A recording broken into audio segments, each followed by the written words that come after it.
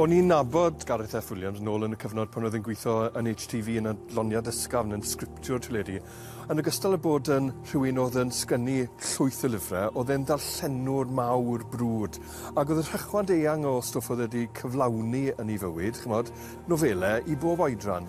Ond y peth gorau falle yw, tra bod e ar y ddaear hwn, oedd ei dalent wirioneddol swmpus wedi cael ei gydnabod pan enillodd e Llyfr y Flwyddyn, achos oedd Awst yn Anoia yn gampwaith. Felly, chymod, bod ni'n drist, i ni hefyd yn falch bod e wedi cael ei gydnabod fel awdur o statws. Ac fi'n credu nes bod e'n dod i Lyfr y Flwyddyn, oedd e'n un o pobl oedd yn ddygn iawn yn sgwennu, ond oedd ddim heb cael y cydnabyddiaeth.